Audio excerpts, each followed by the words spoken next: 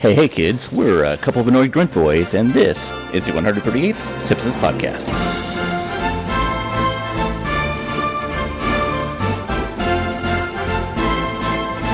That's right, where the podcast explores the American animated sitcom The Simpsons from seasons 11 and beyond, and the newest episodes when they're available. Why do we do it like this? Well, an entity known as the Wheel of Random has trapped us and forced us to watch the show in such a manner. Plus, there's plenty of other podcasts to explore the quote-unquote golden age of The Simpsons.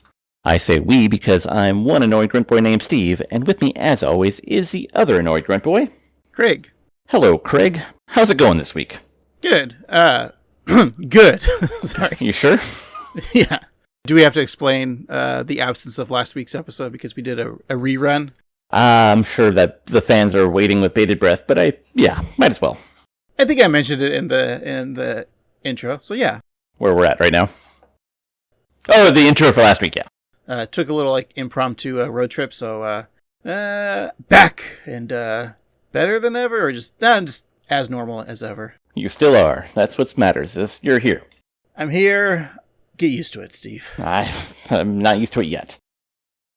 Craig, this week we're talking about an episode in which Bart is forced into a marriage. Spoiler alert to what you're about to listen to. But that's not new territory for the media of television. Oh, no. There have been other accidental marriages in there, and I thought we could take a moment to talk about them. One that always sticks in my mind is from Full House. Let me guess. It's the one where Stephanie... It's one of the couple first seasons. Stephanie tries to get out of the house, so she marries what was this? Harry. They have a fake wedding in the backyard. That one? That is a great one, but actually I was thinking of the one where DJ when Jesse's Greek grandparents visit for their 50th anniversary, they bring along a bunch of relatives, including a boy named Silvio, and Silvio and DJ walk around a table and then accidentally get married. Something tells me that that's not an actual Greek tradition and it was just created for the show. Probably so, just like how Jesse was sometimes Greek and sometimes not. Yeah, is this the wedding, the forced wedding thing is always kind of a trope. There's a few things. I mean, The Simpsons have done it so many times. I mean, Apu and Manjula, the Vegas wives. Didn't Apu also marry Selma for a moment to try and not get deported? Was that a thing, or am I making that up? I think isn't it the same episode? Oh, yeah. Yeah. There's an episode of Frasier where Martin offhandedly mentions that he and his friend Duke might have accidentally gotten married after they went to a gay pride event in San Francisco.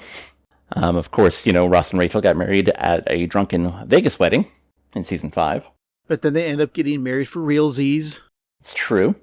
Gilligan's Island, the millionaire and his wife, they're actually not married, Steve, because the priest was a fraud. Oh, that means they've been living in sin for so long. Yeah, how do you feel about that trope of accidental weddings? It's as a non-religious person, it seems kind of dumb to me because you can just not be married. You can just go as long as you don't hook up, it's just easy to annul. But I guess that's TV. TV's fun.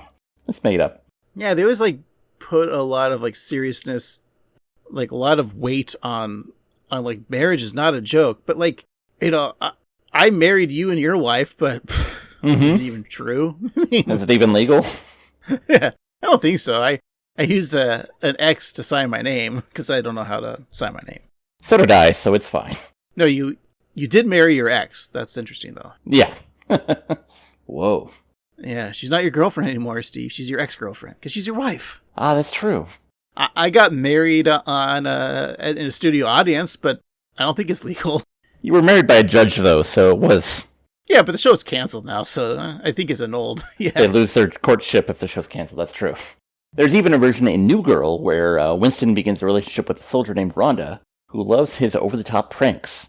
And then Cece and Schmidt say they don't want Rhonda at their wedding, and so they pull a prank, and then there's a fake marriage, which is fitting because Zooey Deschanel is also in this episode. Tell me more!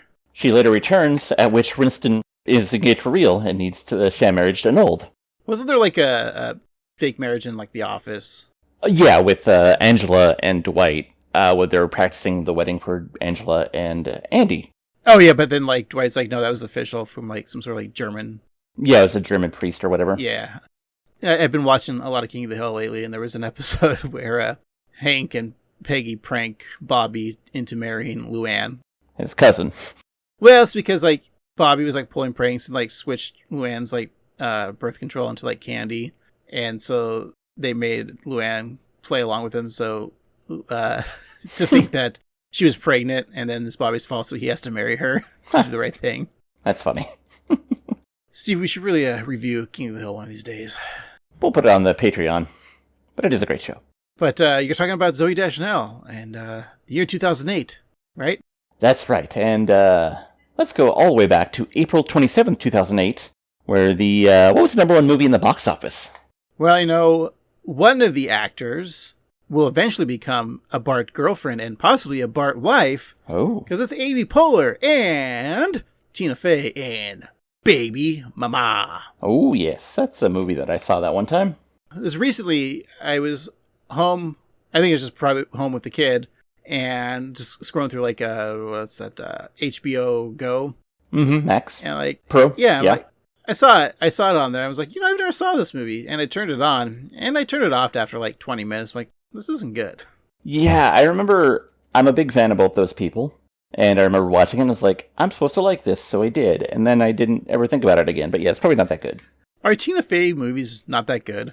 What about WTF? Or Date Night? No, they're not. Yeah, Date Night, speaking of Office, Steve Carell, that wasn't that good. I mean, of course, you know, Mean Girls is good. Yeah, but I'm talking more like starring roles. Yeah. I think that Tina Fey is probably better in front of a pen rather than in front of a camera. Unless it's 30 Rock. Yeah, of course. 30 Rock's great. Well, she's coming out with a new show with like Tracy Morgan and I forget who else is in it, but a new NBC show, I think, right? Yeah, I think so. I remember hearing about that. I will be watching it with all love, and I'll learn to love it so much that it'll bleed from my eyes. Wow, that brings us to the number one song on the Billboard Hot 100, which does involve some bleeding love. Must have been a hit that time of the month. Bleeding Love by Leona Lewis. Leona Lewis sounds like a female boxer's name, right? It does, yes. I mean, most boxers, to do that sport, you gotta be a little, not crazy, a little, I don't know, Norman Batesy. Yeah, a little, kill your mothery in the shower type of thing. You ever, like, gotten so dirty that when you are taking a shower, there's just a puddle of dirt? Yeah, speaking of Psycho, it's shower, there is a puddle of mud, which brings us to the Billboard Hot Alternative Song, Psycho by Puddle of Mud. But Craig, I know that we do this little game when we do the charts, and we try and guess the next song with these little fun jokes we do, but there's no way that you're gonna able to figure out the next one. I don't care if you take a thin piece of paper, draw over it what you think it is, and then go on a diet with low carbs, you're still not gonna get it. No, I am. You're saying this next country song, Hot 100, was You're Gonna Miss This by Trace Atkins. Oh, well, then you got it. That's exactly right. It was that. Sorry, I'm pulling my my pants legs up to see some skin. Okay? Wow. I'm gonna go sit in my doghouse and masturbate. Why is Martha Stewart with you? She just always seems to be. It's kind of like a thing that we do now. Yeah. It's just like, we're kind of tired of it. It's fine. Yeah, it was cute at first, but now it's just like, okay, we get it. Yeah, it's great. Cool. Not unlike this bit. Yes. So let's get to the number one hot dance and electric song, Sensual Seduction by Snoop Dogg. All right. So those are the charts for that week, and of course today we're talking about Apocalypse Cow, in which Bart tries to save a cow from the slaughterhouse. Homer and Marge devise a plan to stop Bart from getting married.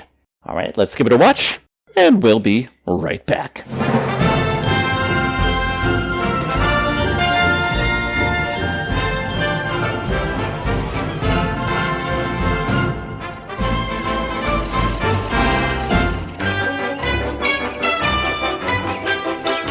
And we're back. Today we're talking about Apocalypse Cow, the 17th episode of the 19th season.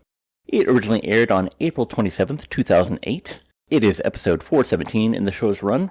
If Your nerd code is KABF10. It was written by Jeff Westbrook, directed by Nancy Kruse, and your showrunner is Al Jean. All right, Jeff Westbrook, 26 episodes to date. This is the episode Jeff won a WGA Animation Award, and it's the 17th we will have reviewed. So we got 9 more to go, right? Is that how math works? I do believe that is how the math works these days. Well, Steve, this very first episode was from season 16, episode 11, On a Clear Day I Can't See My Sister. That was our 319th episode. Wow. We've talked about the wettest stories ever told and Kill Gale volumes 1 and 2. No Lone Again, Naturally, Pranks and Greens, The Nelly Sketch, Ned and Anna's Blooded Agenda, Regular Relationship, Let's Go Fly Coot. Our favorite, probably, The Road to Cincinnati, Girls Just Trying to Have Fun, Pin Gals, Clown v. Board Education, Treehouse of Horror 34, Shoddy Heat, and his most recent episode, Full Heart, Empty Pool from season 36, episode 21. We didn't care for. We didn't. No. There's a few that we haven't, of course, reviewed. The 9, right? Mm-hmm. Out of the ones I'm looking at here, is there any that you're looking forward to? Because I couldn't, after season 13, I couldn't tell you what the episodes are about. I'm interested in this Dairy Queen. I'm just wondering if he's going to talk about braziers because it's mentioned in this episode. That is true. I do enjoy a brazier reference. The one that I'm looking forward to is season 31, episode 10. Bobby, It's Cold Outside, because I don't know which Bobby they're referring to, but every time I think it's going to be a King of the Hill crossover episode. Steve, I've been rewatching King of the Hill lately, and I gotta tell you, I think I slept on that show when I was a child. And I probably brought it up already on this podcast, haven't I, that I've been rewatching King? Maybe, but you're right. It is a underappreciated show, I think, especially for our generation. But weirdly, I think Generation Z, or the generation ahead of us, the Zoomers, they actually enjoy the show, so they found it. I find it strange that, maybe not strange, the show's nearly 30 years old, and the references and pop culture, or just what they're talking about at the time, nothing's really changed. They're talking about the internet. They're talking about, just references you could use now. You could take those scripts, the same wording, and it'd work just fine today.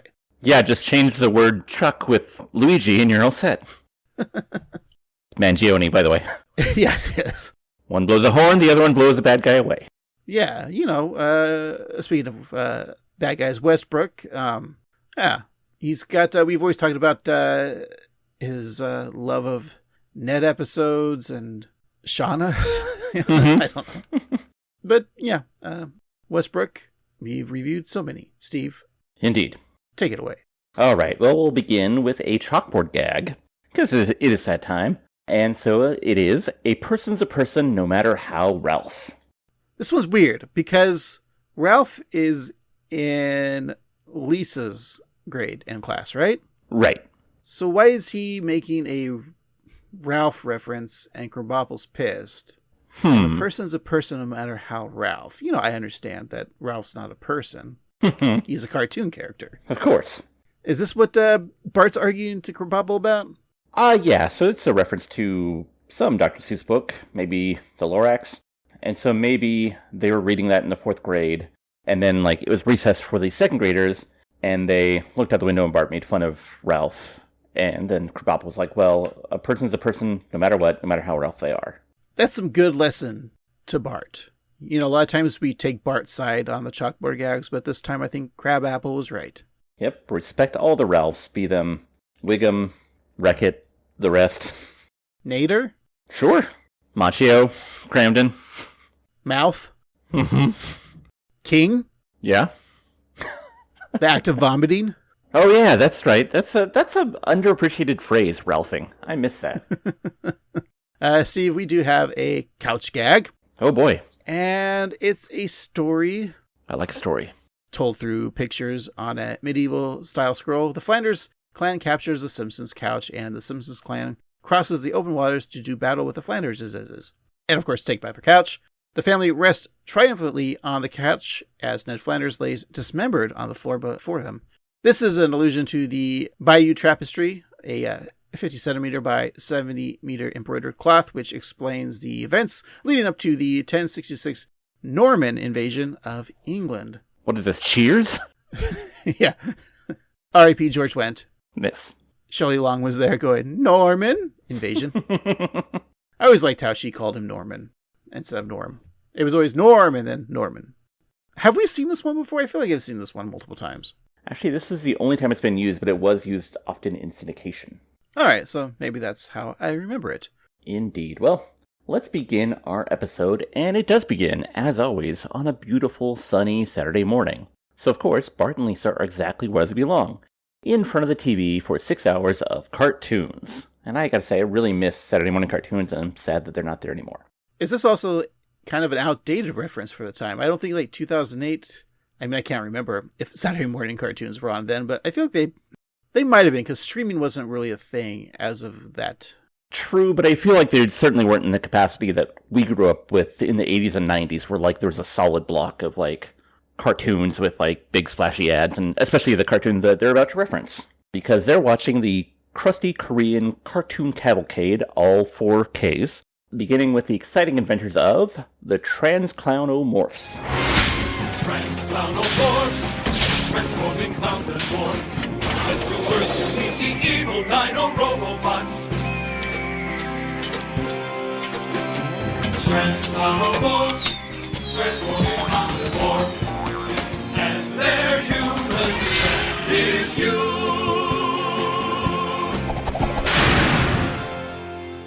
Back off, pterodactyl bots. You'll never conquer Big Top City. Oh, really? It's time to make you trans-clownomorphs extinct. Oh, only my Saturday morning viewers can save me. Buy my cereal, find the secret code inside, and text me the message, "Start the day with Kellogg's or I will die." Enough from you! Hurry! Guess no one's buying my cereal. Buy or I'll die! Mom, we need to throw out all this crusty cereal and get Robot Clown cereal! Trans-Clownomorphs, or as I call them, Democrats. That's the biting political satire that fans have come to expect from the Annoyed Grunt Boys, despite the fact that we're not a political podcast. A fun clip, of all cartoons in like the 80s were just selling toys and commercials were selling cereals. Mm-hmm. Of course, I have memories of just Saturday morning cartoons with bowl of cereal and watching cartoons. But can I admit something? Maybe my young boy card will be revoked. My young 80s boy card. Obviously, Trans-Clownomorphs, a parody of the Transformers. Mm-hmm. I was never into the Transformers. Interesting. I maybe had one toy, but I never really watched the cartoon. Didn't care. I think I watched a lot of not boy-related cartoons. I mean, like, they were aimed towards boys. Like, the only one I really watched was He-Man, and I just watched it for the outfits. Of course. But, like, for me, Saturday morning cartoons, I can remember, He-Man, Real Ghostbusters, Mm-hmm. Muppet Babies, Garfield and Friends, Heathcliff, DuckTales. Woo! I never really watched the action-y boy ones like Transformers or your favorite, G.I. Joe. Yes. So I was going to say that because G.I. Joe and Transformers were both Hasbro properties and kind of owned by Marvel at the time, there was like sometimes some crossover through the comic books. And so I had interest in the Transformers, but I was definitely more interested in the toys rather than the cartoon itself, because the cartoon made no sense to me. Because they were aliens that turned into Earthling things. But the toys were really cool because they did transform, and I did have the cassette player, Soundwave, that would turn into a functioning tape player, which is cool. I also think maybe it's not that I wasn't interested in them. I think it's because I didn't have the toys, and I wasn't like gifted as a child. Like, here's some Transformers and G.I. Joes. I think I probably had maybe 3 G.I. Joes guys. Mm-hmm. And one, like I said, one Transformer, but most of my toys were like He-Man and then Turtles. Teenage Mutant Turtles, Steve, not okay. A live turtle. Yeah. I thought you were just a big fan of Entourage. Yeah. Because like He-Man was like when you're like 5, but you kind of grew out of He-Man after like 5 or 6. And then like, that's I think when Turtles came out. So like I had like, a shit ton of Ninja Turtles, and I watched the cartoon. Was like Donatello for Halloween, and actually went to got to go to the theaters to see the movies, and and my friends at the time too were all into Turtles, so it was just fun to play Turtles, I guess. Yeah, I think that even though we were like of the age for like Transformers and He-Man and G.I. Joe, I really feel like by and large, like our generation was much more influenced by the Teenage Mutant Ninja Turtles. Oh, yeah. And like the early 90s, like even like your Batman or your animated series or your X-Men. Oh yeah, of course I had Batman toys. Of course. And then the other show I was really into, but I always kept secret to everyone because I didn't want to be called a dork, was Star Trek: The Next Generation. So I had Star Trek: The Next Generation action figures, but no one would ever know that. I do remember I had, when I was a kid, I did have a Worf action figure. See, I have like 12 Worf action figures. They were interesting because they were slightly smaller than a G.I. Joe, and they had like 2 points of articulation. Well, they had the old ones, that one, yeah, the Galoob ones that only was like after the first season. But then Playmates made some like after the third season, like they were the like 5.5 inches. That's pretty big. I mean, they're an average American action figure size, Steve, and quite respectable. I think women appreciate those size. I mean, I would be happy with one half that size. Is that what you call your hammer, Joe? Yo, Joe. I mean, G.I. Joe's, like I said, I had like 3 or 4 of them, but they did interact with like my Vaders and Chewbacca's and Stormtroopers and 3POs, because I had like Star Wars toys, of course, too. Right, that's the fun of that. Yeah, I think that was kind of like because Playmates did the Turtles toys, so I got to have like. Well, at that time too, like I wasn't really playing with Turtles, because the Star Trek was a little bit older, so they weren't really like Captain Picard wasn't, talking to Splinter of how to do things, and and Q wasn't teaming up with Shredder, and Michelangelo did try to seduce Counselor Troy a couple times. Of course, she could use a party, I think. Yeah, I think there was a comic book of the Turtles meeting Star Trek. I want to say that's a thing. I know Star Trek met X-Men. Mm-hmm. And I think there was probably a joke about how Professor X and Picard looked very similar. That's funny. Yeah.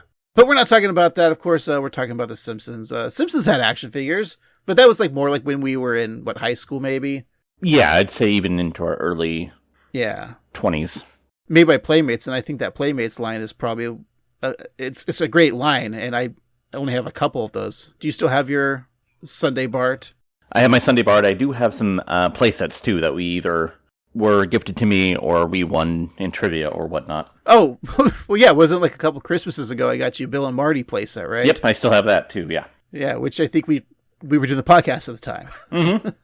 The old podcast, the one that's, when you type in 103 Simpsons podcast and it only goes to episode 327, and now when you type it in Spotify, it starts at 328 because our old account is gone. That's right. Starting fresh, but not really. Yeah.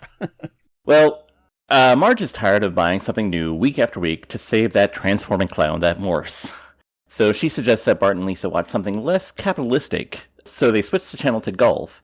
And after watching the few minutes of the only sport that's made more boring by televising it, Bart and Lisa run into the kitchen telling Marge that they need a Callaway titanium perimeter weight driver, which is sure to add yards to any swing. So since her children have been inundated with far too many commercial images, Marge suggests some alternative activities for them. For Lisa, she has a big bunch of black bananas. Oh. Lisa excitedly squeezes the rotting fruit from its peel into a bowl to make Nana bread. Meanwhile, Bart joins Homer on a trip to Shelbyville to get their beanbag chairs re-beaned. Bart isn't excited since the beanbag store clerks are always yelling in Hebrew on their cell phones. I find it interesting that they gotta re-bean their beanbag chairs, which we never see them sitting on because that's in the rumpus room, and we never see the rumpus room. Maybe that's why we never see the rumpus room. Maybe they're embarrassed of their beanbag chair situation. So, Marge is like, no, don't let the cameras in there for this documentary. Is this The Office now? Yeah, don't you know those scenes where Lisa looks into the camera? They need to do a whole episode just about the rumpus room. Oh, I love that, yeah. Here's my pitch. They're locked in the rumpus room for no reason, right? Mm-hmm. Lock broke, I don't know. But it's a flashback episode, and so they flash back to all their memories of the rumpus room. So there's like 3. Well, no, like you could just create the new Okay. memories. Yeah. Because like they're like, wow, we just love being in this room. So many memories of this room. And then like you could have scenes where like it would take place during season 1 that never actually happened. So you have to like animate it in that style. I like this. Yeah. It's a good bit. Mm-hmm. Steve, call I don't know, Bob Iger. He's like the head of Disney, right? He can make Yeah. it happen. I'll give him a call right after we're done recording. All right, thank you. So Homer and Bart drive down the road with their beanbag chairs spilling beans in the backseat as they speak. Homer tells his son the truth about a drunken celebrity when Bart is distracted by a combine harvester driving in a field alongside them. So Dean Martin would show up at the last minute and do everything in just one take? That's right. But Wikipedia said he was passionate about rehearsal. Don't you worry about Wikipedia. We'll change it when we get home. We'll change a lot of things. Hey, check it out. I wouldn't mind driving that over a prairie dog village. Hunch the driver. Martin? What's a tool like you doing on something cool like that? Yeah, what's the deal, loser? I'm operating a combine harvester. It's part of my duties as a member of 4-H. 4-H club? Is it dangerous? Indeed, it has the most finger loss of any youth organization.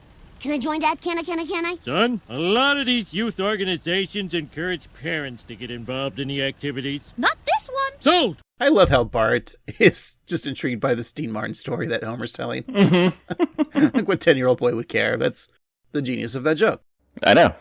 Did you ever know anyone who was in the 4-H club? No, in fact, when I was watching this episode with my wife, we were talking about how we weren't sure if it exists in places that aren't, like, agricultural, I guess you'd say. Like, because my wife grew up in Hawaii, and so they don't, unless it's pineapples, they don't farm there. And, you know, I grew up in the big city of Portland, Oregon, and so we never had farms. So, yeah, I didn't know anybody, but I'm sure that, like, outside of Portland and the more rural parts of Oregon, there's plenty of 4-H people. Well, yeah, go to the county fair and you'll see the, displays that the 4-H club puts together. Right. I don't think you strictly have to be part of the country folk. When my daughter's old enough and should I enlist her in the 4-H club? I think you should, yeah. Just so she can raise a cow that we can later slaughter and eat. Exactly. You're saving yourself some money, and the prices of meat these days, you'd be dumb not to. I've worked on a farm before, but like not with livestock. Mm-hmm. In fact, let's bring up a little bit of California, because I took a road trip recently to California, right, Steve? As you might know, and that's why we didn't have a new episode for a week. Driving down, like off the I-5, there's a ranch, and it was kind of sad. Acres and acres of just cows that were for slaughter. Mm-hmm. Anyway, so I drove into one, and I'm like, they're not going to miss this dead cow, and I took it home. Nice. Just strap it to the roof of the car, and you're good to go. I saved the hoof for you. Oh, thank you. I appreciate that. Yeah, I think I would have hated that as a kid. Just like being outside on a hot summer day, no shade, and like around a lot of shit, animals. Instead, I was at home, eating cereal, watching cartoons. Exactly. Where you should be. Summers were great when parents just didn't give a shit, and I never was put into like any camps or... Yeah, me neither. Just do whatever. Stay away from me. I don't care. That's what my parents would say. One of my greatest summer memories is signing up for the Columbia House Movie Club. Oh. Ooh, nice. And I got 10 VHS tapes for a penny. Kids aren't going to remember this, but you had this list, and where obviously music was a big one too. Yeah. For me, I was all about the movies, and I was maybe a freshman or sophomore, maybe, yeah, something like that, yeah. And just taking those stamps, licking them on those slots, and then waiting 6 to 8 weeks to get those VHSs. Mm-hmm. I wonder if I can remember all 10. I definitely know, I think all 3 Godfather movies were I got. Goodfellas. I think GoldenEye. Yeah, I remember watching a lot of GoldenEye that summer. I would just shut the blinds. My parents would be at work, turn the AC on, dark, and just sitting there eating Kraft mac and cheese and watching gangster, Goodfellas and Casino and Godfather. I'm this is fucking cinema. And I did the arms up thing, pure cinema, Scorsese would do. Nice. Very nice. Did you do the movie club? Or I'm sure you did the music. Yeah, I was both a member of the Columbia House and the lesser known, but just pretty much the same BMG music clubs. And I do remember having both several cassettes and CDs and then forgetting to send the card back in and then getting like Dave Matthews Band or like Marshall Tucker Band or whatever. I was never in the movies. I would always get my previously viewed movies from the Hollywood Video. I wonder if we should like start, you know how like a lot of things are like they come back for like a kitschy thing for us millennials. Mm-hmm. And I think we should start like the Columbia Movie House or Music Club where we'll go to like thrift stores like Goodwill and just buy up a bunch of old like 90s, 80s CDs and movies, VHSs, and you'll sign up on the internet. Like we will send you a form and a stamp you lick off, and then we'll send you these tapes or these CDs or cassettes just because that's what you did then. I like it. This could be big. Like millennials are always crazy about nostalgia, and like the 90s are always popular with the younger kids. So yeah, this could be big. I also like have been taking my daughter to parks and playgrounds, and playgrounds now are like way cooler. There was this one we went to that there's like a swing, but it's not a swing. You just like sit on it and someone pushes you and you just like go around in a circle. Ooh. And I was thinking, why don't we just have adult playgrounds? Ooh. Like all the toys we had as a kid are like bigger for us. I like it. And instead of like an ice cream truck, it's a beer garden. Mm-hmm. And then I thought, there's a lot of liability with drunk people on a playground, so maybe we shouldn't be doing this. Yeah, maybe we could just have like a padded rubber playground for the drunks. See? You're down for it. Yeah, like a Discovery Zone, but for alcoholics. Oh, man. Yeah, just like any brew pub, because a lot of like brew pubs, tap houses sell pizza. So it's like beer and pizza, like Chuck E. Cheese. Instead of soda and pizza, it's beer and pizza. Yeah, I like this. All right. Yeah. Steve, call up. Okay, so you got Bob Iger. You got to do that call. And then who's like a food person that could make this happen? Guy Fieri? He seems like he'd be I think so, yeah. Guy Fieri? Maybe I'll talk to him and Charles Entertainment Cheese. All right. Thank you. So you got a list of a couple people to call. All right. Yeah. Thank you. Mm-hmm. So Homer drops Bart off at Cheddar Barrel Farm and 4-H Club, which, as the sign reminds us, is still a thing. After Homer speeds off, Bart gets settled in. He places his hand on the official 4-H handbook, pledging his head to clear thinking and his heart to greater loyalty. So before he can vow his hands and health, the other two H's making up the organization, Steve. Ah, yes. Bart is placed behind the wheel of a farm equipment that he can't handle. So Bart gets a chance to drive a combine harvester of his own, riding over wheat and spitting out neat rectangular bales. And once he gets the hang of it, Bart drives over a mound of dirt, and the harvester swallows up some clothes drying on a line, and the machine shoots them out as neatly folded piles of laundry. And then Bart drives through a stream, creating cubes of water that hold fish, and finally he rides through a pile of manure, which the harvester turns out into copies of Pirates of the Caribbean 3 on DVD. Take that, Pirates of the Caribbean 3 at World's End, maybe? I don't know. Again, I've only ever seen the first one. I like the water bit with the fish, because it does disperse. Right, it's only temporary. Yeah, but I like how it's like, hey, that's not physically possible, but then it goes away. So I like that. Mm-hmm. So after raising the articulator, setting hydraulic brakes, then endorsing a $50,000 farm subsidy check from the U.S. Treasury for crops he didn't grow, Bart continues his work around the farm. He pours a bucket of slop into a trough for the pigs, tosses a bucket of corn for the chickens, and then the farmer pours out a bucket of peanut butter and jelly sandwiches for the kids. Very nice. I like the kids running up to that. And it made me have a peanut butter and jelly sandwich while I was working on the notes. So, thanks, Bart. I was going to say, when was the last time you had a PB&J? A couple hours ago. Nice. Do you ever make your own Uncrustables? No, but I could. It's pretty fun. Because you can, like, make it healthy. Mm-hmm. Like just air quotes. Like, you know, with, like, using, like, a whole wheat or, like, a seeded bread, like a Dave's Killer. And then using, like, a all-natural peanut butter and then a nice natural jelly. And then put it together. You take a cookie cutter, cut it, freeze it. It's the best. That does sound good. I will say I did use homemade jam from raspberries that we picked, so that was fun. Ooh, even better. So the kids are at 4-H are then introduced to their big summer project. They each have to pick a calf and raise them to be big, strong, and of course, God-fearing. The best calf at the end of the summer will win a blue ribbon. No, not a Pabst. Nelson goes on the hunt for a tough calf.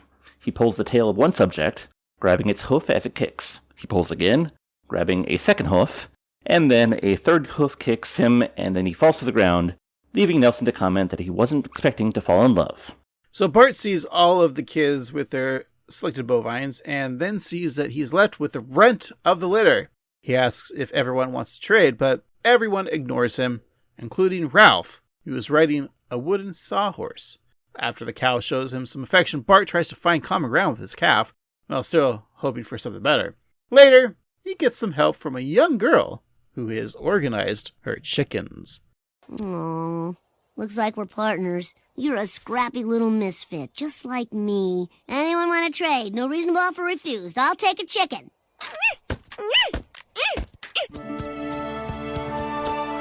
Pullet, Bantam, Orpington, Pullet, Flemish Giant, Pullet, Leghorn. Keep it down. I'm trying to feed my runt. Here, I'll show you what to do.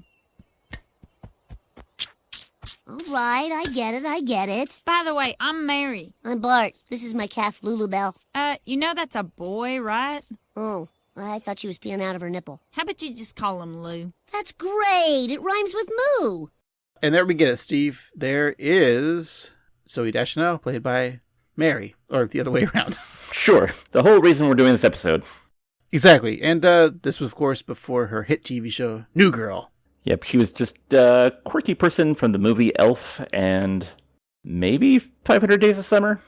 Steve, I never saw the movie 500 Days of Summer. That came out in 2009, by the way, so... Yeah, this was after... Or this was before that movie, right? Yeah, 2008. Yeah, she's probably making it on the lot. On the Simpsons lot. Mm-hmm. I never saw the movie. When I saw the title, 500 Days of Summer, I'm like, that doesn't make sense. There's no 500 Days of Summer. Then I realized that that's supposed to be her name, right? Yeah, and it also takes a place over the course of, let's say, summer's 90 days, so 8 years, we'll say. I don't know. I'm assuming you saw the movie? I did a long time ago, yeah. I'm assuming it's one of those movies that was an indie darling and people loved it, but now it's like kind of insufferable. Exactly. It's like Garden State 2. Okay. I think when you watch the first time, you're like rooting for Joseph Gordon-Levitt to like... No, I'm rooting for Jordan. Yeah, of course. He's good at basketball. But yeah, he's kind of a dick in the movie in reality, and like the whole concept of the manic pixie dream girl being like not a real person, but just being something that you aspire to get. That's basically the whole movie. Yeah, there's a time when like movies, it was fine for a dude to be like a whiny, like not loserish, but like I'm the nice guy. She only dates jerks. Why can't she date me? And like it's all about them. Like the dude is kind of like not good. Scott Pilgrim, I'm looking at you. Yeah, I haven't seen it in a while, but like Chasing Amy, that's kind of similar. But like, yeah, kind of ends with like, no, Ben Affleck is the dickhead in the end. He's the asshole. He's not the good guy. I feel like that movie, while may not like entirely hold up to modern standards, I do think it is a bit more creative with that kind of thing, and it is a bit more nuanced than other things like, say, 500 Days of Summer or other things. Yeah, it's always those movies like you have to convince the girl like you're worthy, even though like you're kind of a douchebag. I think like Joss Whedon, like writing for Buffy, like the character Xander was supposed to be, he was the character that never had special powers. He was the main, dude, and always was like never get the girl, but like he's such an insufferable character now. Like if you rewatch Buffy, like he's literally the worst character, is Xander. So it's kind of funny. Like it's too much like white male savior or like tropes that we had back then. Yeah, but I think there was a joke in that clip that should have been rewritten when Mary points out that it's a boy cow. Bart should be like, no wonder why he tasted like Millhouse. Millhouse is milk. Yeah. Like, right. Yeah. Bart should have had a sucking off the cow joke. Mm-hmm. We talk about joke gels, and there might be one in this episode coming up, but I don't think anytime the bull is confused for a cow and it's a dick sucking cum joke, that doesn't get old. Keep those jokes. And even, like, the pee joke, like, he's peeing out of his udder, that's still pretty funny. Like, it's pretty good what they did. But yeah, I do think the confusing udders for penises is always utterly hilarious. There you go. So Bart wakes up before sunrise the next day and rides his bike to the 4-H club. He takes a branding iron that says Lou, gets it red hot on the fire, and then uses that extremely hot iron to brand a piece of wood tied to a rope, which then hangs around Lou's neck. A good little fake out there. I do like that, yeah. Later, Bart tries to feed Lou, tying a napkin around his neck and setting a table with a red checkerboard tablecloth. He offers the cow a piece of sod on a plate, cutting up a square and fork feeding Lou, but Lou refuses to try it. So Bart takes a bite of the grass and dirt to show that it's safe. He first pretends to like it, but then he continues to eat it, and then protecting his plate so Lou can't get to it. I love this joke, and I remember seeing this joke, and this is one of those jokes that I haven't thought about, but it's fucking good. It's really good. And also it points out that Marge's cooking sucks. That's a good point, because Bart is willing to eat dirt and grass. This is better than a home-cooked meal from Marge and her horrible, horrible food.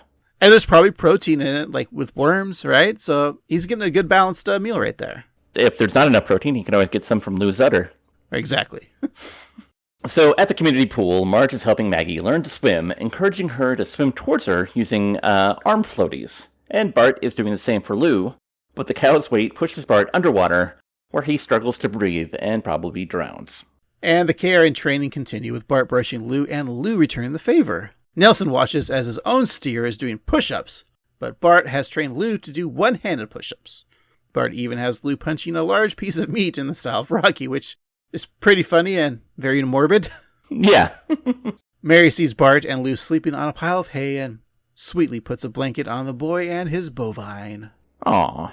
Well, it's time for the 4-H calf judging, and the big event is underway, complete with a funhouse that may or may not have Christian messaging.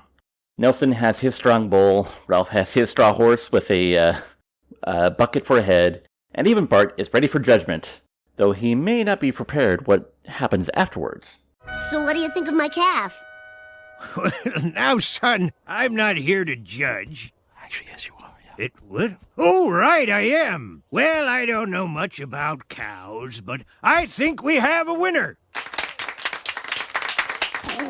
You're the greatest cow in the world. I'm gonna be your friend forever. Bart, you do know what happens next. Something happens next? Son, your calf is going to be taken to a feedlot, Lots of feed. That sounds good. then slaughtered. But he won. Why don't you kill the loser cows? Oh, we will, but your cow gets to go first. The joke in the beginning, the guy being like, I'm not one place to judge, and then the guy being like, actually, yes, you are, and he's got judge written on him. That's a solid piece of business right there.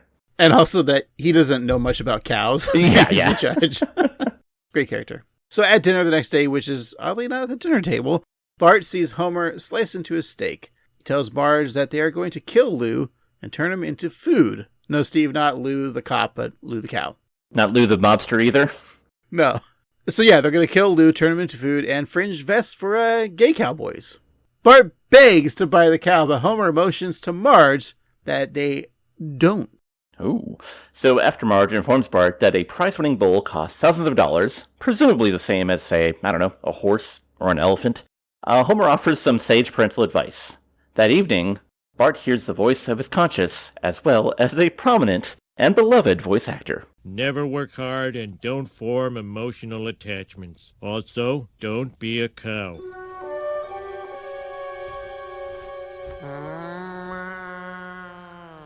Lou?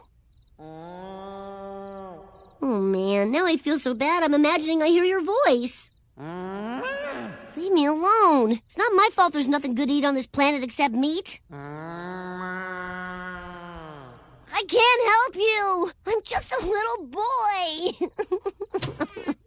Bart, are you all right? I hear Lou mooing in my head. What you heard was your conscience telling you to stop eating meat. If I could save Lou, I'd never eat meat again. Not even prosciutto and melon.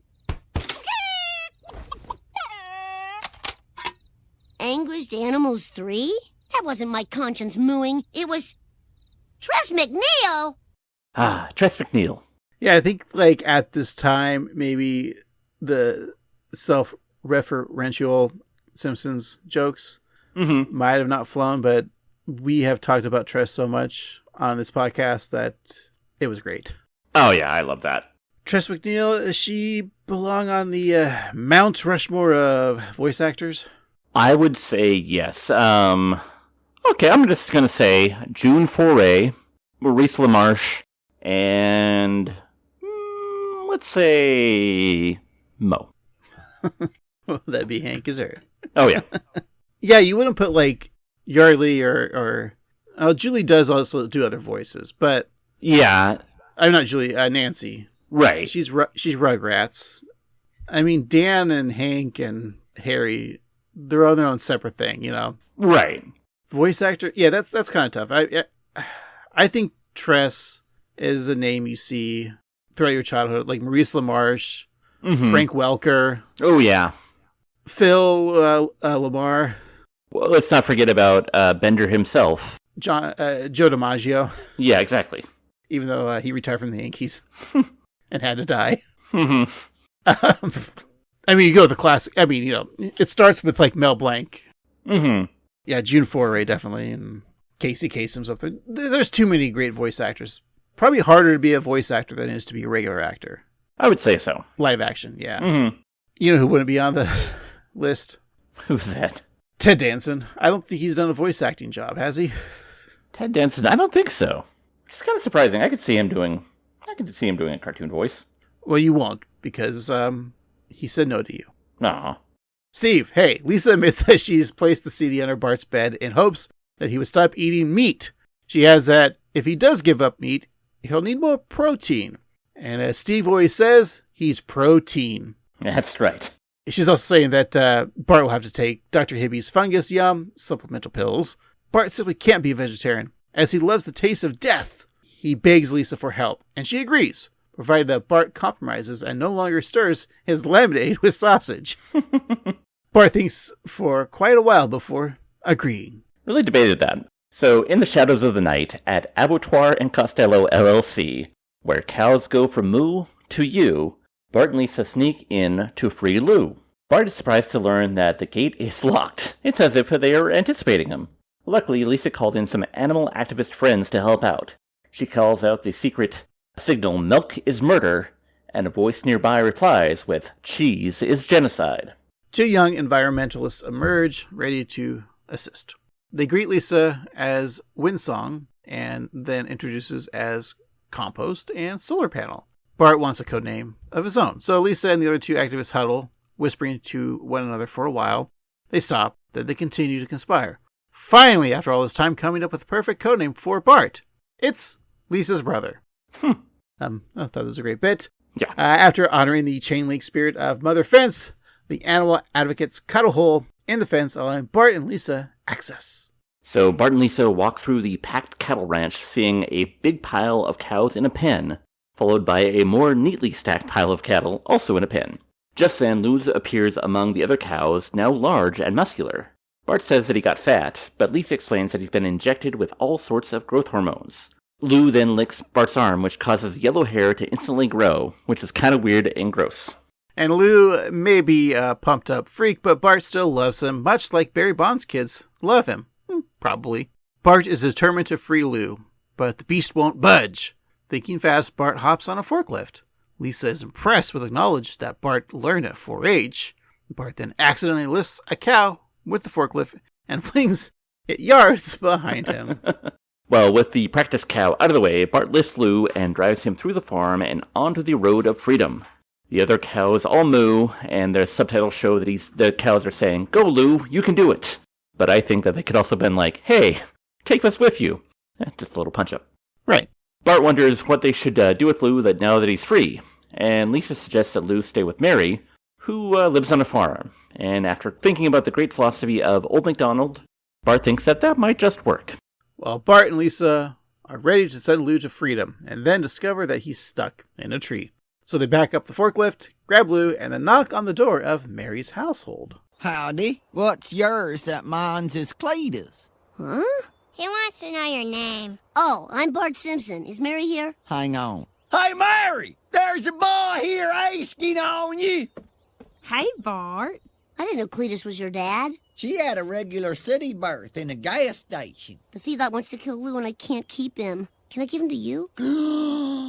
Oh, Brandine! A young feller just offered Mary a cow. Oh my God, oh my God, oh my God! What's going on? According to the traditions of the hill folk, by giving our daughter a cow, you've made a formal proposal of marriage. This calls for a hoedown. Blow her a song of love. Oh, I said love, not lust. I think this once again shows that Bart is a talented musician because he can play the saxophone, he can play the drums, and he can play the jug just as good as Lisa can. It is a tough instrument to tackle. First, you gotta get all the moonshine out of there. Yum yum. So Bart tells the Spuckler clan that there's no way he could get married since he's only 10 years old. Mary is reluctant as well since she has her own dreams. She even scored 1580 on her Dairy Queen aptitude test, the DQAT. That's 800 ice cream and 780 brazier. Lisa promises to get Bart out of this mess, but for now, he should just agree to ensure Lou's safety. And as Lou enjoys being pampered by the Spuckler kids, W wishes that he had a tail like Lou's that could swat flies away instead of the one that he has now that just hangs there. When I was a kid and we drive by like Dairy Queen, I thought, again, I'm learning to read. Sure. You'll get there someday. Yeah, I thought brazier was a brazier. I'm like, wow, they sell women's boob holders? Wow. It's quite the place. That's why they call it Dairy Queen. Yeah, exactly. It's like a bra shop turned restaurant. I don't think I could pass the DQA. I don't think so. It's tough. I mean, you got to hold the thing over your head. Yeah. You have to say peanut buster parfait properly, which is hard to say. And now they have the only Orange Julius exam. It's tough. I think there's like a new tie into the new Superman movie, Blizzard. That's like a cake batter. Not brazier. Blizzard. Damn, I kind of want to try that. I haven't been to a DQ in a long time. I remember there used to be one by my house when I lived at my previous house before I just moved. And I think I went there like once for a Blizzard, but like I never really appreciated it. And now that it's gone, I kind of miss it. You know what they say, Steve? Pave paradise and put up a parking lot. That's right. Maybe we should do a Patreon podcast where we go to Dairy Queen and review some braziers and actual food. Yeah, because like whenever I go to a burger place, I'm like, man, I wish there was also toast. When you get the chicken strip basket there, it's chicken strips, french fries, and toast because you need all those carbs. Not enough bread in that. Breaded chicken. Yeah. And the fattest I am will eat all of that. Oh, yeah, of course. Texas toast is fun, though. It's just a thick slice of garlic toast. Yeah, it's garlic bread, but trashier. Yeah. Steve, I'm serious. Can we go to Dairy Queen soon? Okay, yeah, we'll go after the record. So after hearing that Bart has agreed to marry Mary, Brandine is excited to throw a fanciest wedding that the county ever did see. She asks Cletus to open up a nearby walk so Betty can attend the festivities. But she just wants them to be near the window so she can pinch the bride and groom-to-be. Now, Betty, we've seen her before, right? Isn't she the lady that was like eating cake off the, that rolly, what was that, exercise thing? Yeah. What was that thing called in the 2000s? I even bought one. I remember, like, this would make me get abs. You were on the floor and you rolled. What was that called? Oh, yeah, I think my parents bought one too because they wanted to use it and they used it like twice. I used it all the time and it did nothing. The goggles did nothing, Steve. What was that called? Man. Doesn't matter, but, But yeah, Betty, I think she's whatever. Sure, Steve, sure. Anyway, Cletus was sure that Mary would one day get married, hence her name. The yokel explains that they named all of their kids after what they think will happen to them, such as stabbed in jail, who is busy carving a stick and wondering who will stab whom. Meanwhile, Homer and Marge are using sock puppets to try and convince Maggie to eat her veggies, when Lisa runs in with some shocking news. Strange spinach! I'm not going to eat that! It's yucky! Yo, I'm the coolest puppet in Sockville, and I love stringed spinach. Really? I guess I'll try it then. Num, num, num, num, num, num, num, num. I wonder if Maggie would like it. Mom, Dad, Bart's marrying one of Cletus's daughters. We're putting a stop to this right now. Wait, if you stop the wedding, Bart's cow will die, and he really cares about that cow, and Bart doesn't usually care about stuff, so help. All right, I've got an idea, but it'll take a lot of sewing. I'll get your fabrics. And I'll make sure Flanders doesn't bother us. Ow! What was that for? Bart's in trouble, and we don't need your stupid comments. Zipping it up. Yeah, the last bit with Flanders and Homer, probably one of my favorite scenes. But I'm sure there's episodes that aired before this from other seasons, but I love seeing Homer and Marge being parents and trying to get Maggie to eat food. It's a great, like, seeing Homer actually caring and being a dad and not just, always on the couch.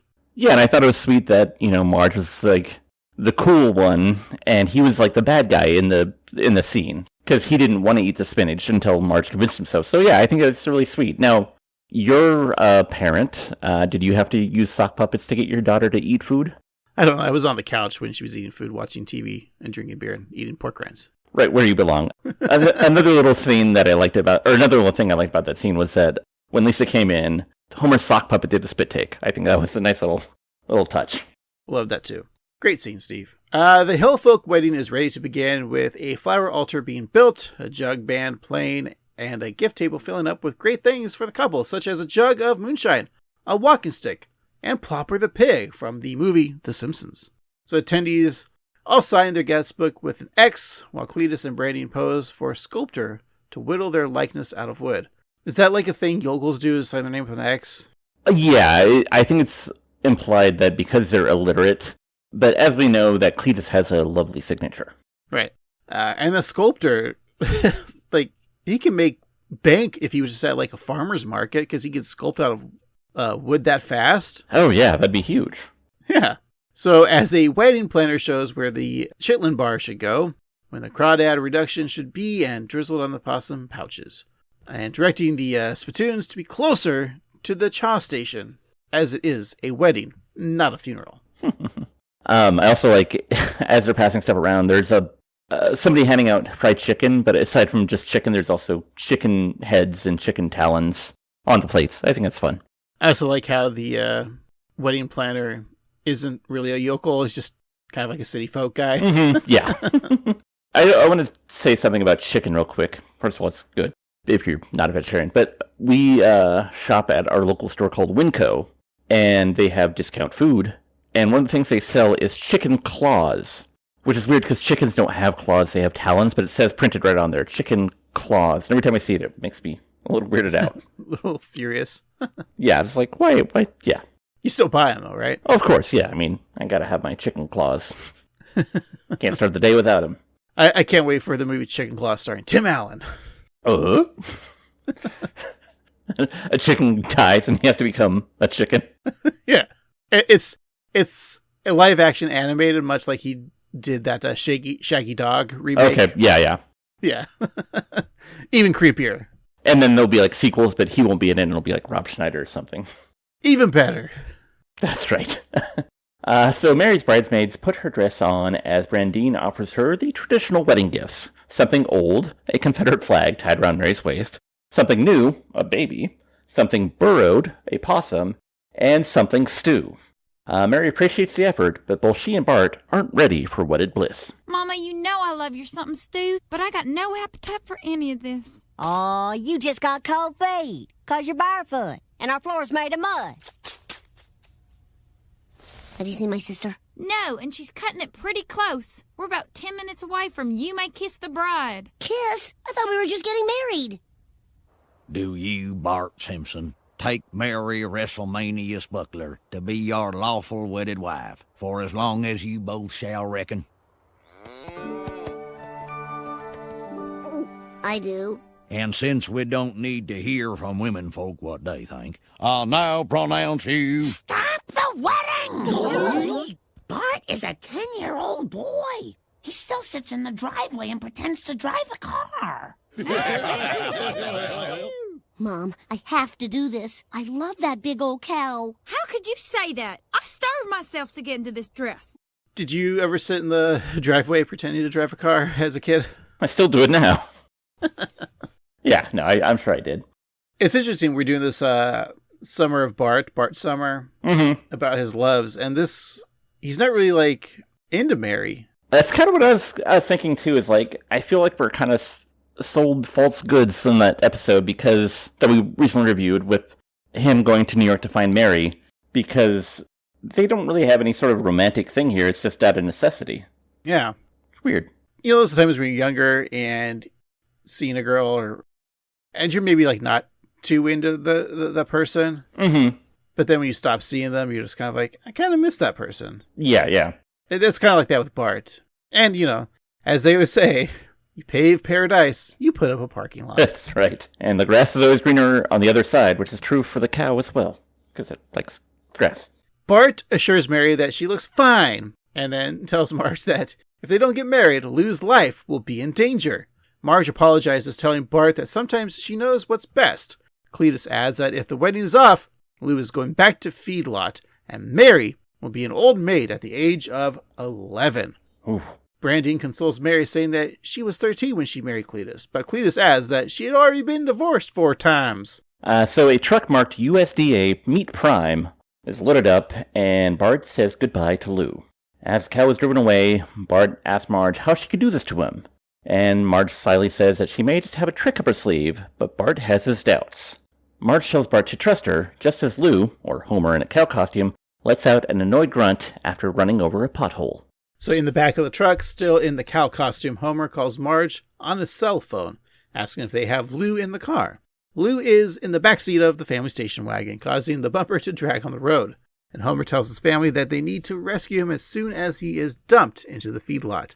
Homer looks out the eyes of his cow head to see that they are driving past the feedlot and into another building.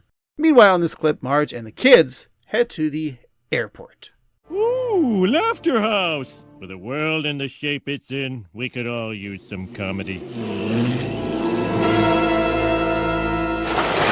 Okay, have fun at the Laughter House. Now I'll just turn off my phone to save the battery.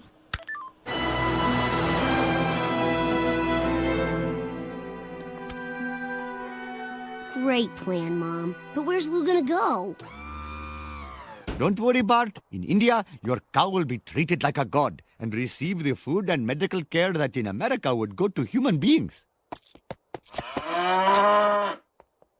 Lou, if that plane leaves the ground and you're not on it, you'll regret it. Maybe not today, maybe not tomorrow, but soon, and definitely after they kill you and make you into sloppy joes. Laughter House, great bit. Yes, I love it. Who is that character talking about the cow's going to have better health care and kind of like a, I don't know, problematic voice? I have no idea. It must be like a one-off character. Okay, yeah, it's weird. Let's never see him again, okay? Of course. Another hot Craig take. Not a fan of sloppy joes. The joke or the food? The food. Oh, yeah. It's fine. It's like, I feel like once you get past the age of like 7, you don't need to eat it ever again. I didn't like him as a kid. I was forced to eat sloppy joes and watch Transformers, and I just cried the whole time. Oh, that's too bad. 6-year-old me sounds like that's a great day, but yeah, as an adult, that sounds kind of crappy. I remember one time I was with a date, and they bought a can of Manwich ready to make me food, not realizing that it's just the sauce, and they were very disappointed in themselves. That's it. That's the whole story, but like, Manwich is just sauce. This was you last week, wasn't it? Yeah, of course. I remember this once, I think we had just turned 21, and at that time, like, everyone's kind of like into the Big Lebowski, and you were kind of into like White Russians, and didn't I have like a girlfriend? It's like, I'm going to make you a White Russian, and she literally just poured a glass of milk and vodka, and like, here's your White Russian. Yeah, and I think I was trying to be polite, and I drank it down, and it was not good. It's probably skim milk too. I didn't start drinking whole milk or using whole milk as more recently because it's better for you. Mm-hmm. So gross. Ugh. My God, skim milk and vodka. Ugh. And probably like bottom shelf vodka too. Not even like. Yeah, it's probably like The lower end Smirnoff or whatever, yeah. Not even. Yeah. Yeah. Ugh. I don't think we had vodka. It was probably Boone's Farm strawberry kiwi. It's a headache and the stomach ache waiting to happen. So after saying, here's looking at you, Cud, Bart leads Lou onto the plane where it'll fly to safety. And Marge announces to Lisa that she's going to turn her phone back on and then sees that she has over 400 messages. Those messages are from Homer, and Homer on a conveyor belt is about to be slaughtered, repeatedly texts to be picked up. I said there's going to be a joke jail thing, or maybe it's a trope, not a joke, but can we stop with like the Casablanca endings to things? Oh, yeah, 100%. Maybe at the time it was fine to use. I don't know. Still, the movie was like 80 years old when this episode aired. But like, I mean, Casablanca is like one of my favorite movies of all time. I'm not going to disagree about that movie. It's a great movie. But do we need so many parodies of the ending? Like, I think you could just take like every parody of that ending, put it together, and it's going to be longer than the movie itself, Casablanca. Yeah, and I think that doing all that just for the here's looking at you, Cud, it's not worth it. It seems almost too obvious to go to as a comedy writer. That's probably your first instinct. And if it's your first instinct, never use it. Yeah. Always go first thought, worst thought. Yep. I agree. However, I'm okay with the, weirdly enough, Citizen Kane references. Those never get old to me. I don't know why. Because you're old? Probably, yeah. Steve, I'm going to sell you the cane from Citizen Kane and the Brooklyn Bridge. Is that okay? Ooh, awesome. I got $25 burning a hole in my pocket, so. All right. Maybe it shouldn't be next to your matches. All right. Oh. Homer rips off his cow head, saying that he's a human being. Automated arms sort steak while another saws meat into smaller pieces. Homer tries to escape, but is grabbed, and a voice said he is now entering the killing floor, and Homer remarks that voice sounds an awful lot like Tress MacNeille. There you go. There's your 2 Tress MacNeille jokes. It was great. I love it. But I want to say that a little bit of trivia. Matt Groening did like this episode, and he liked that scene a lot because in a 2008 interview, Matt Groening said that this episode was his favorite of the series, citing the part with Homer in the slaughterhouse as the scene that he liked best. So if we went to Matt right now and said, what's your favorite episode since 2008, he's going to say this? I don't think so, because I saw that on the Wikipedia entry, and Homer and Bart didn't get a chance to change it just yet. But before that, he had 10 episodes from the quote-unquote golden age that were his favorites. I'm just going to say, I think he's always talked about Bart the Daredevil as his favorite. Yes, that is true. But he really said that my favorite episode is the one that we're working on next. Chicken necks? Oh, yeah. We should go into edit his Wikipedia saying that Lisa Goes Gaga is his favorite episode. Yeah. Second only to the Elon Musk episode. Yeah, I think fans now hate the Elon Musk one more than Gaga. So let's say Elon Musk one is his favorite. Okay. Mm-hmm. Fans out there, edit the Wikipedia and make that happen. Thank you. Mm-hmm. Homer is then lowered into a processor full of spinning saws, his head growing closer and closer to the whirling blades, and they chop up his head, and that's how the episode ends. He's dead. Nice and clean. We're over. That's why it's Matt's favorite episode, because he doesn't have to deal with Homer and his stupid antics anymore. Free at last. I'm just kidding, Steve. Marge hits the emergency shutdown. Let's hear what happens next. Okay. Marge, kids, the things I saw, it makes me never want to eat meat again. Just fish, chicken, burgers, veal on Fridays, deer, but only in season, and if necessary, the sweetest meat of all, human. For you, Dad, I consider that a victory. You're in a better place now, Lou, and I'll always be proud that for once in my life, I had a cow man. Aw, he had a cow. You had to do that joke, right? Oh yeah, 100%. It's the cherry on the top of the veal sundae that I made for you. Yum, yum. Well, while I enjoy that tasty veal sundae, let's take a break and think about what we just saw. We'll be right back.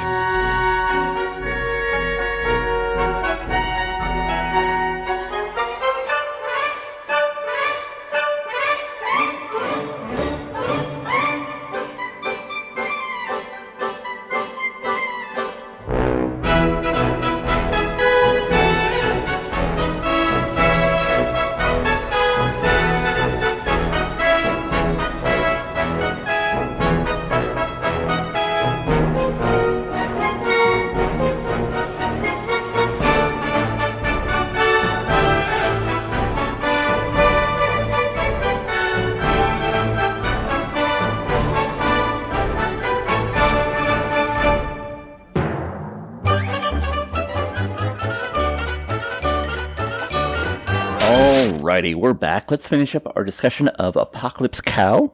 We'll talk about the things that we liked about this episode, the things we could do without this episode, general thoughts, and what we're watching next week. But before we do all of that, we like to give each other gifts from this episode that we think our co-host might appreciate. And Craig, I've got some good stuff for you. Of course, Dr. Hippie's Fungus Yums, so you can keep your protein up. A copy of The Anguish Animals 3, starring Tress MacNeille on CD. And, of course, a newly rebeaned beanbag chair, so you can sit and listen to your CD and eat your protein in peace and comfort. Well, thank you, Steve. After seeing you recently, I noticed you're getting a little thinner, and I kind of want to fatten you up. Oh. Not for any purpose. You're definitely not going to a laughter house. I just want to get a little bit more meat on your bones. So I'm giving you mostly food products to eat. One, of course, is a nice plate of sod on grass. Mmm. You also get some robot cereal. Mm. I forget the name of it already, but you're getting that. Mm-hmm. A nice brick of water with fish in it. PB&Js, of course. You're getting some of those sandwiches. Yum. And, of course, I'm getting you a whole cow, but I'm not trying to marry you. I'm just wanting you to grow it and feed it and kill it and eat it. As long as I get the milk for free. Yeah, and Steve, you need some greens, so open your mouth real quick. I'm going to feed you spinach from a sock. Mm. Not a sock puppet, just a sock. I took it off my foot right now. Okay, it's on your foot. Nowhere else. It's just that one sock I've had since I was 11. I don't know why I still have it, but that's the sock I'm using. Okay. Tastes familiar. Much like Millhouse. Mm-hmm. And for your entertainment, here's 800 copies of Pirates of the Caribbean 3 on 4K Blu-ray. Oh, boy. Ooh, even the Steelbook. Wow. Thanks, I guess. They were practically giving it away. Yeah. Probably paid you to take them. Craig, what made you laugh in this episode? Of course, I love the beginning with the Transmorpha bots.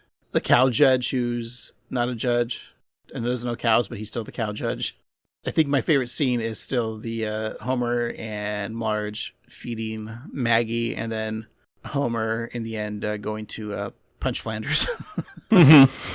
And, of course, the two Tress MacNeille gags are probably some of my favorite bits. How about you? Yeah, I really enjoyed the cow judge, as you mentioned. I really enjoyed Solar Panel and Compost, talking with Lisa about, what Bart's code name should be, and they whisper, and then they take a moment, and then they whisper again, and it's just Bart's, or at least sister. The Laughter House is always funny. Also, the Lou brand, where Bart heats up the branding that says Lou, and looks like he's about to brand the cow, but it's just a sign next to him. I like there's a lot of those fake out jokes that I really enjoy. But, Craig, if you had to give a most valuable jokester, who do you think it would be? Probably the cow judge. Yeah, I think that's one. Honorable mention to Tress MacNeille, just for being good at what she does. It's more like the Tress MacNeille jokes. It's not even her making the jokes. Yeah, it's true. So really, it's probably still Homer, because he also punched Flanders. Yeah, he's good at punch-ups and punching Flanders. Yeah. Craig, what were your general thoughts of this episode? Now, I know we're doing this Bart Summer, 500 Days of Bart, if you will. See what I did there? Very nice. So, a little disappointed that this wasn't really about Bart and a girl, even though the marriage was there, and it was more, as we talked about in the podcast, a marriage of convenience. But there's something about Bart always wanting to take care of an animal. Mm-hmm. And we've discussed this before, that Bart's real future should be he should be a veterinarian, right? Mm-hmm. Yeah. I love how when Bart is passionate about something, he's 100% passionate about that. Yeah. So Bart being on point with trying to save the cow is such a Bart thing. And that's kind of what I like about this episode, that nothing that the Simpsons characters do is against things that they would normally believe in. And then Lisa also helping out, because Lisa knows that her brother, she even has a line of when Bart's not really passionate about anything, but when he is, she cares. Mm-hmm. And it's always for a good cause. So that's what I like about it. So it's interesting because the Mary storyline is just a storyline of convenience, and she really isn't the main focus on this episode. And so I think that's interesting that after watching the episode where Bart does go to New York to see her, how important she became as a character. But I think that might have just been let's bring Zoe Deschanel back. Mm-hmm. Yeah. Or maybe it was like Fox at the time was like, the show New Girl needs a bump in the ratings, so put her on the show again and hope for the best. I know Gen Zers love that show, right? New Girl. It's a popular streamer show. Yeah. But I had nothing really negative about this episode. I thought it was fine. It's my favorite episodes of 2008. Before the next episode, of course, just like Matt Groening. Of course. Perfectly cromulent. Enjoyed it. If I were to give this a ranking, we again make the reference to 500 Days of Summer, which starred Zoe Deschanel, who played Summer Finn, right? Mm-hmm. So out of all the other fictional summers, Summer Finn being up there, I'm going to give this episode a Summer Hathaway. Ooh. The character played by Miranda Cosgrove in 2004's School of Rock. Oh, yes. One of my favorite movies, honestly. She played Summer Hathaway. That's right. That's a great score and a great reference. How about you, Steve? Yeah, I think I had a lot of fun with this episode. There was a little bit of bait and switch with the Mary character because I was expecting more of a love story, but I do appreciate Bart's love towards Lou, and it does, as you mentioned, coincide with his long lineage of, be it Santa's Little Helper, be it Stampy, be it Bart Jr., all the animals that he's cared for. He's a compassionate guy, especially when it comes to animals, and when he cares, he really does care. I think the jokes in this were really well done, very tight. Aside from the Casablanca joke, I think that all of them worked really well. And I had a lot of fun with this episode. It was light, it was breezy, the characters were good, and I think it's great when Bart can still be Bart, but have like a good moral center. And I like that Lisa, in a way, was kind of the bad guy in this episode just because she was pushing Bart to be a vegetarian for her own selfish needs, but ultimately for a good reason. So yeah, I would say that this is a watch for me. If I had to give a ranking, they, ran over a pile of shit and spat out Pirates of the Caribbean 3. And on the old Rotten Tomatoes, the Rotten Tomato meter gives it a 43%, which I think is generous. But I'm going to give this episode a 40 out of 43. Yeah, I'm enjoying this hot Bart summer. I keep calling it that. Bart summer. Yeah, Bart summer. Bart summer. Okay. Yes, and well, I think that we should continue this hot Bart summer.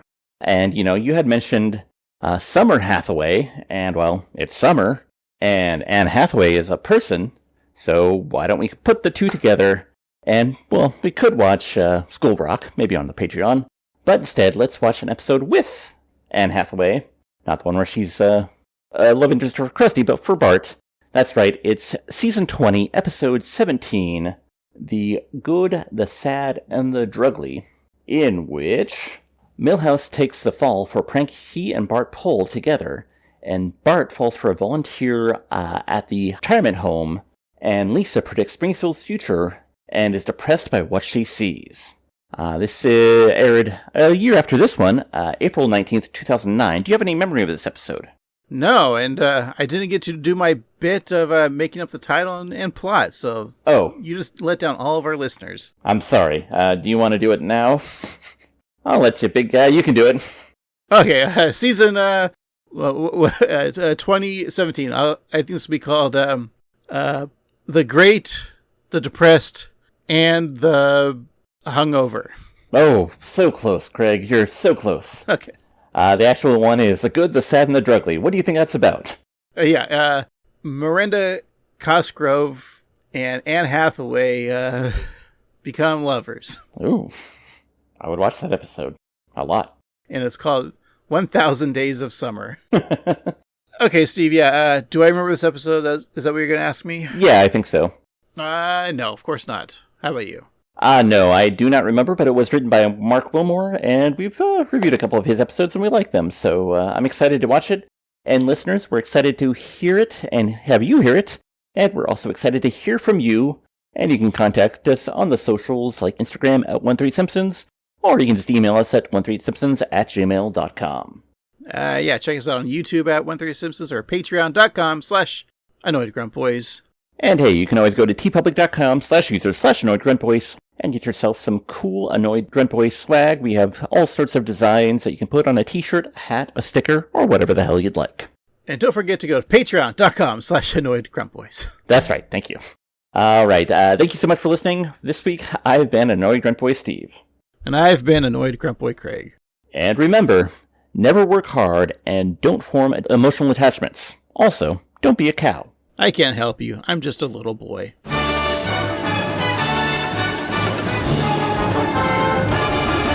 world in the shape it's in, we could all use some comedy.